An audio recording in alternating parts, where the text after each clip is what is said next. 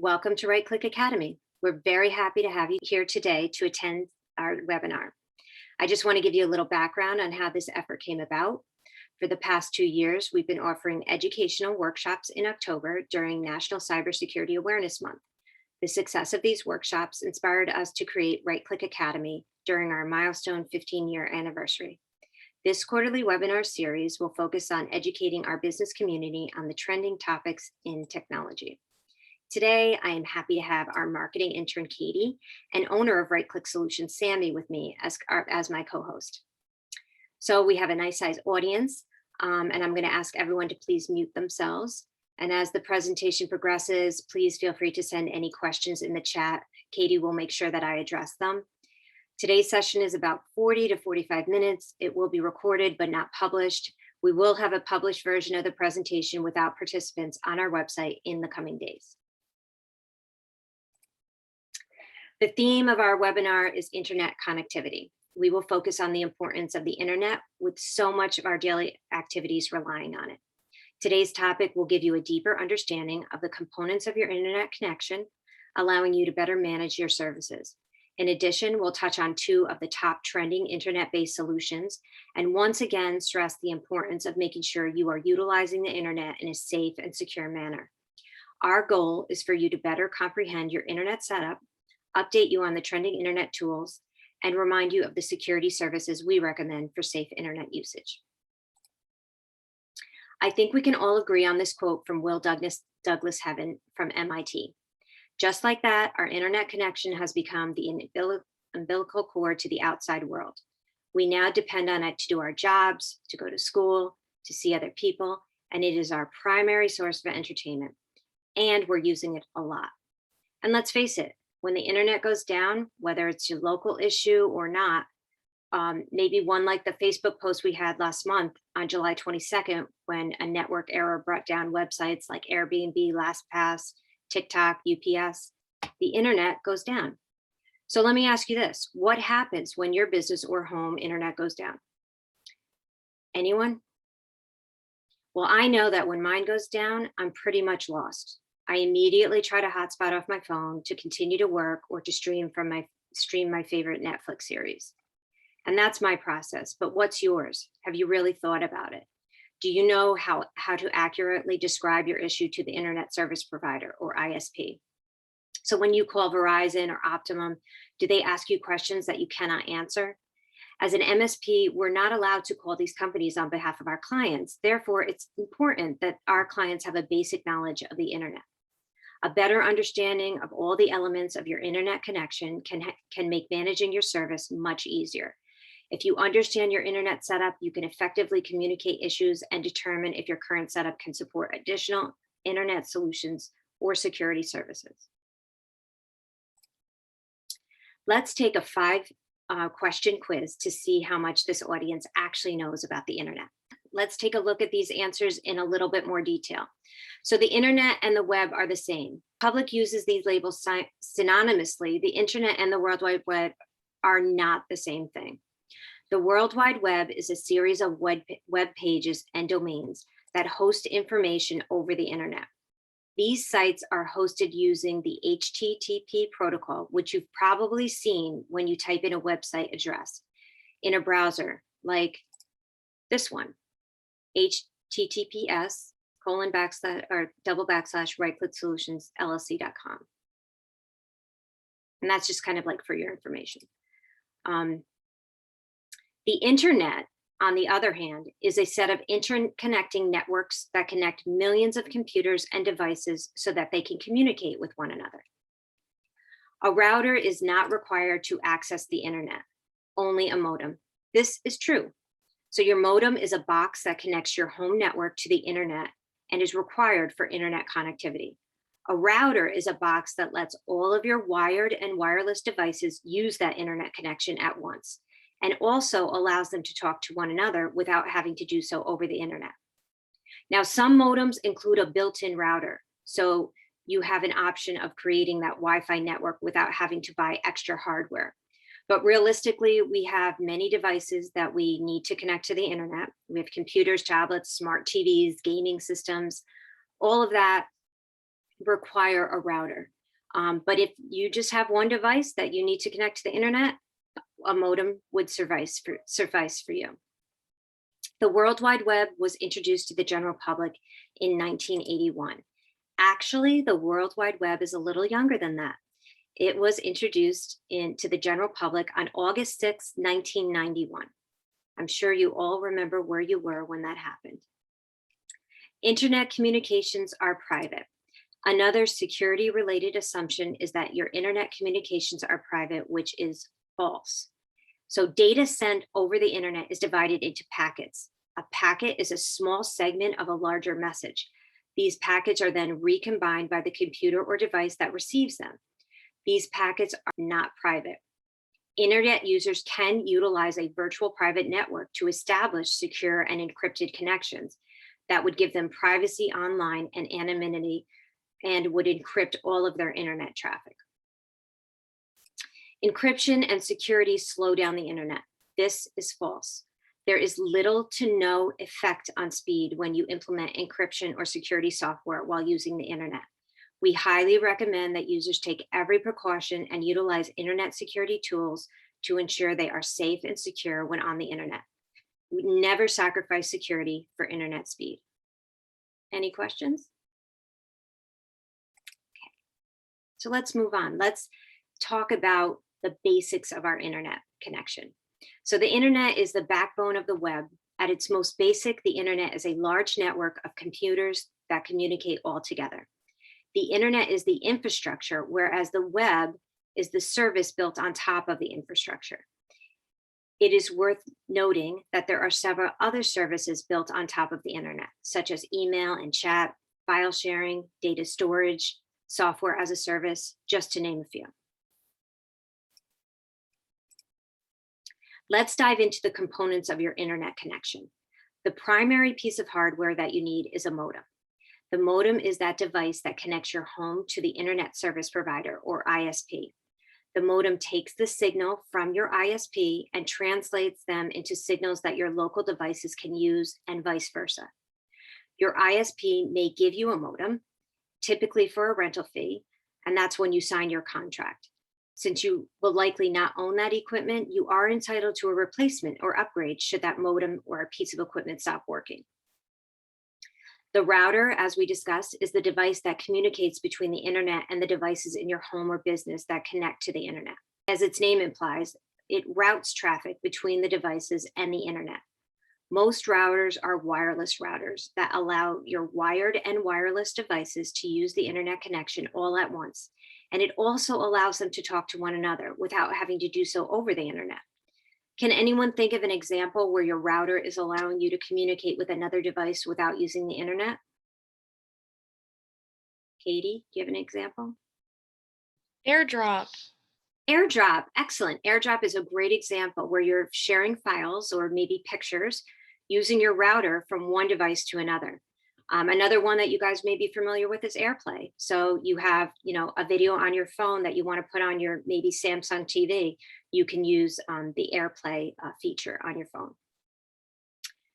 So the right kind of router can give you faster internet service and help protect you and your business from cyber threats while enhancing mobile connectivity. Ethernet is a wired network communication standard that was developed way back in the early 70s. Ethernet cable is used to connect your modem to your ISP signal. And Ethernet cable is also used to connect, say, a modem to a computer, or a modem to a router, or a printer to a modem. A recent article found that connecting directly to Ethernet is reliable, secure, and considerably faster than the network connectivity you would get from Wi-Fi. For the most stable internet connection, Right-Click Solutions recommends you connect your computer directly to your Ethernet modem or router via an Ethernet cable. And this is for home or in the office. Your internet service provider. Okay, so the last piece of the puzzle is your internet service provider, or ISP. They're the gateway to your internet connectivity and everything else you can do online. Depending on where you live, you typically have a choice of ISPs who will offer different plans based on your speed and data needs. These plans offer specified MIPS for upload and download rate. For example, optimum 500 MIPS internet plan states advertised speed for wired connection up to 500 MIPS download and up to 20 MIPS upload. Actual speeds may vary and are not guaranteed. The acronym MIPS stands for megabits per second. It's a measurement of the internet bandwidth. And in simple terms, bandwidth is the upload and download rate of your internet connection. Bandwidth is often mistaken for internet speed when it is actually the volume of information that can be sent over the connection in a measured amount of time. And that measurement is calculated in megabits per second, or MIPS. When you subscribe to an ISP plan, the bandwidth is defined by the MIPS offered, and this is what you pay for and what you should be getting from your provider. If you suspect that you're not receiving the service defined in your internet plan, you should call your internet service provider to determine why you're not getting what you're paying for. The bandwidth outlined in your plan entitles you to dedicated bandwidth for your exclusive use. Since you're in a contract with your ISP, whether it's your business or your personal use, you're the only one allowed to contact them for changes to your service, information on service outage, or other account issues. Many times clients call us as their IT company for internet issues, and unfortunately, we can't contact the ISP directly. We can only advise our clients on what they should be asking.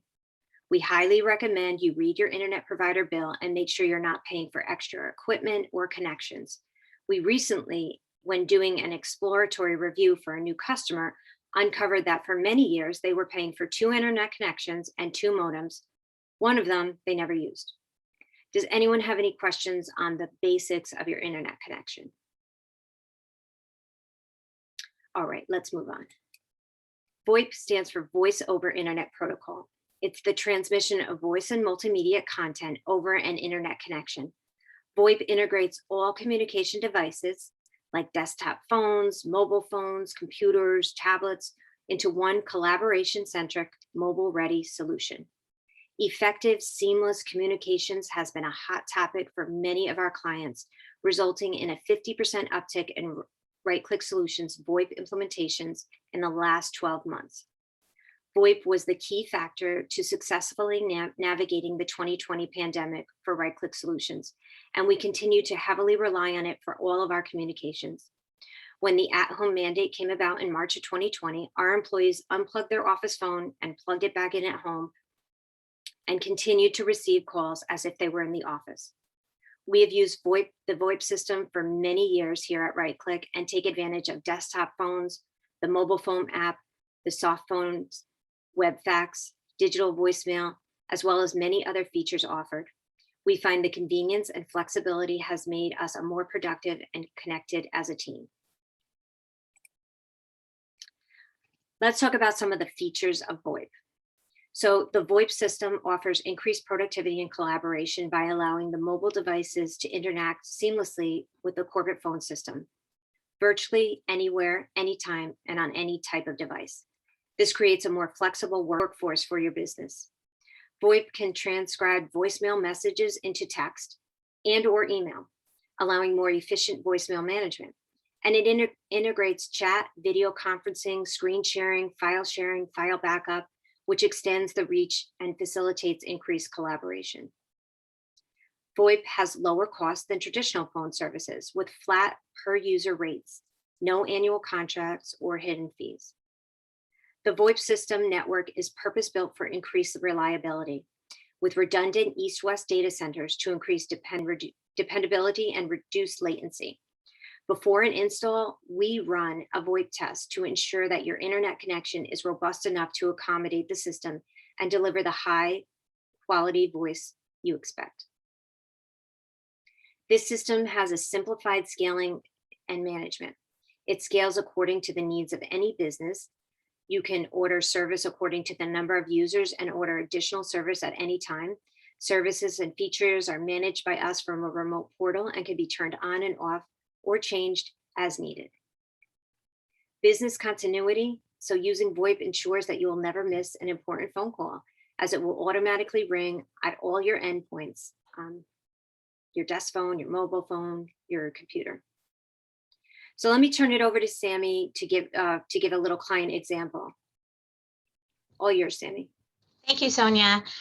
So in the last 6 months, we have had several clients choose to move to our VoIP services from many different industries, including accounting industries, retail, automotive services, construction, just to name a few. And although each of these clients had had very different needs, all of which were satisfied with the VoIP system, they all had one common requirement. They need to be connected to clients and staff when not physically in the office. On one of the most interesting and challenging installs of late was a client in the construction industry who was still on a landline system using beepers. You remember the beepers? For all their for on-call carpenters. Their call volume was 20 to 30 calls per hour, and we knew there would be a learning curve since they were coming off of such an old system. And needless to say, the VoIP system was implemented and customized to meet every need they had, even some that mimicked the process they were used to with the analog phones and the beepers. No longer needed with the highly accessibility of VoIP system, allowing the ability to make calls from multiple devices from virtually anywhere. And as Sonia said before, we ourselves use the VoIP phone systems for our internal and external operations, and we have the ability to communicate from anywhere. It is invaluable, and we have so many remote locations that we're able to communicate wherever we are. So whether they're on a client call, if a technician is on a client call, they have the ability to still receive phone calls if necessary, and we can still keep in contact with them as well as internally. So I will turn it back to you. Thanks, Sammy. Any questions on VoIP before we move into the next section? Okay, great. So let's talk a little bit about wireless access points. So wireless access points are network devices that act as a portal for devices to connect to the internet. They're useful for extending the wireless coverage of an existing network, increasing the number of potential users, and can route traffic based on the quality of the signal. So they're smart like that. Upgrading to wireless access points to enhance internet accessibility within an office building is also becoming a popular request for many businesses. Wi-Fi allows computers, smartphones, other devices to connect to the internet or communicate with one another wirelessly within a particular area. Wireless access points sends and receives the Wi-Fi signal, which extends an organization's internet service, providing the convenience of accessing the internet without having to be wired to an Ethernet connection. A strong, stable Wi-Fi accommodates mobility and distance within a given space. So let's take a look at some of the benefits of wireless access points. So more user access. Wireless access points have a much stronger ability to send and receive signals, which enables more user access. The broader transmission range. With a wireless access point, it can cover a wide range, allowing employees to communicate across buildings or larger distances before the signal is lost. The broad range is excellent for businesses that cover large office spaces, multiple buildings, or even outdoor venues.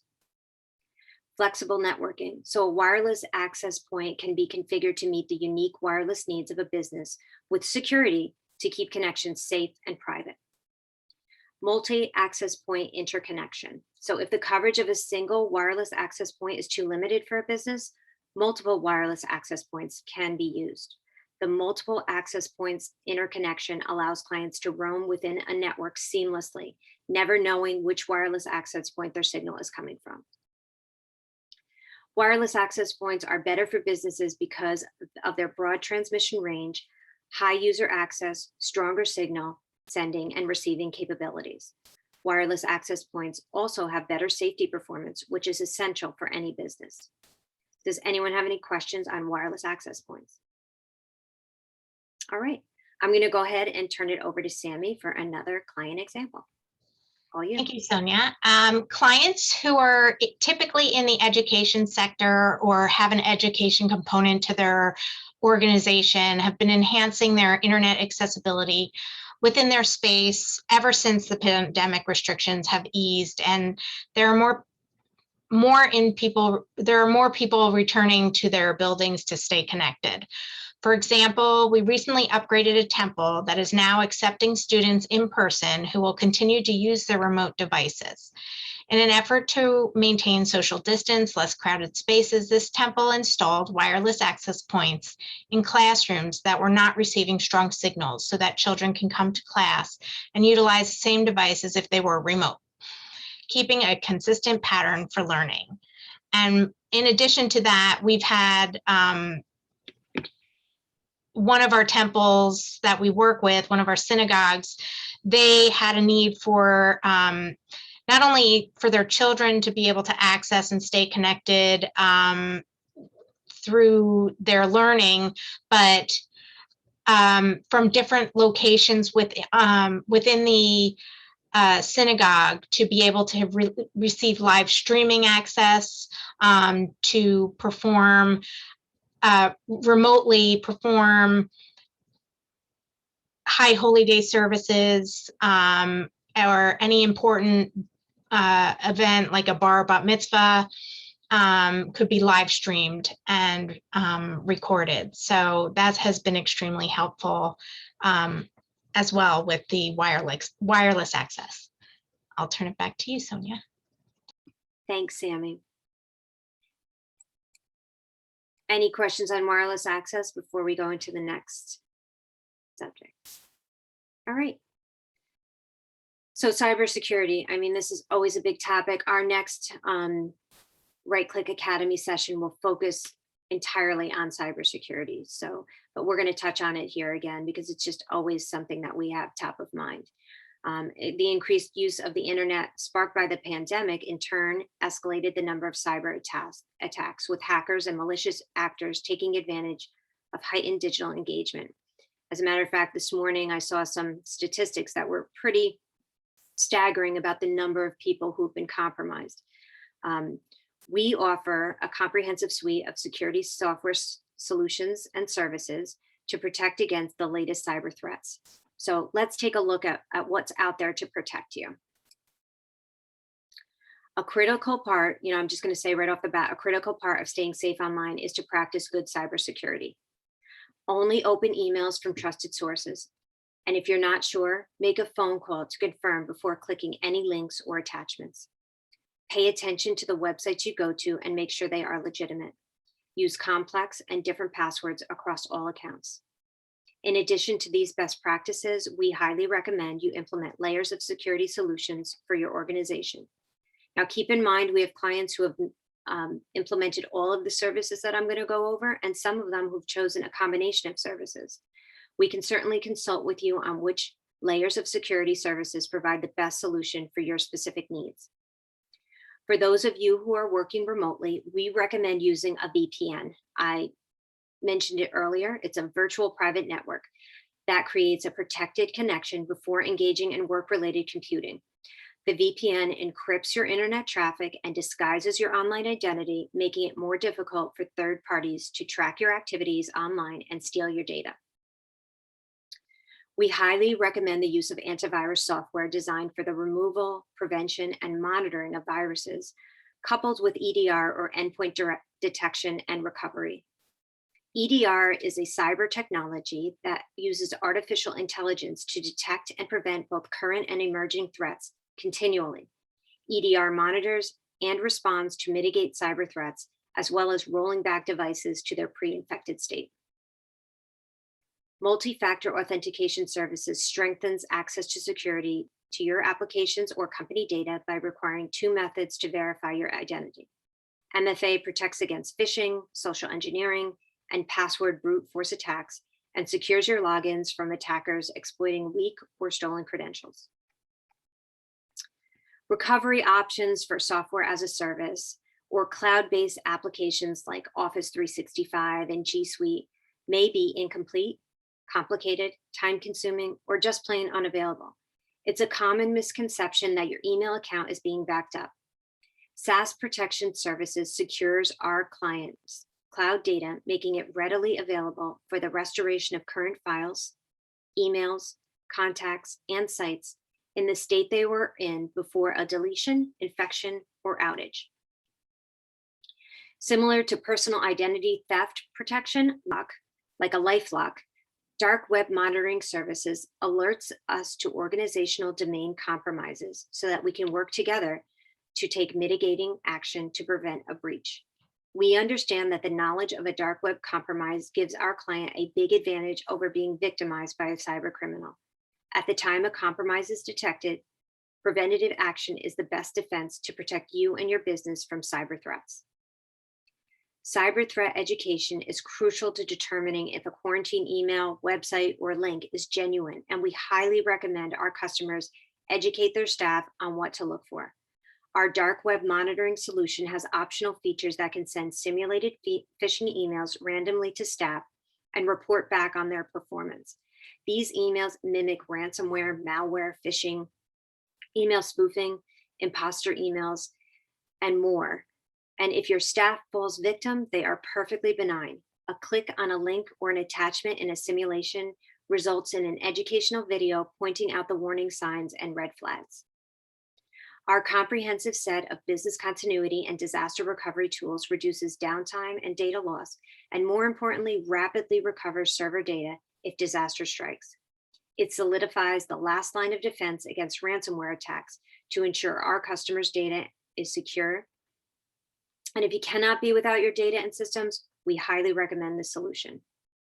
The primary avenue to deliver malware, ransomware, and other viruses is email. We all have spam filters that come with our email, but this feature often falls short. Email security services minimizes potential threats by quarantining suspicious emails so that they can be thoroughly inspected for legitimacy. Emails, attachments, links, and contents are scanned for the latest email-borne cyber threats. In addition, if you deal with sensitive data, you can take advantage of an encryption option, which ensures data is masked as it is delivered to your recipients. Does anyone have any questions on the security services that we offer? All right, great. I'm going to once again turn it over to Sammy for another client example. Thanks again, Sonia. So in the case of ransomware, we have seen organizations fall victim to ransomware attacks, and it makes their server data and programs completely unavailable.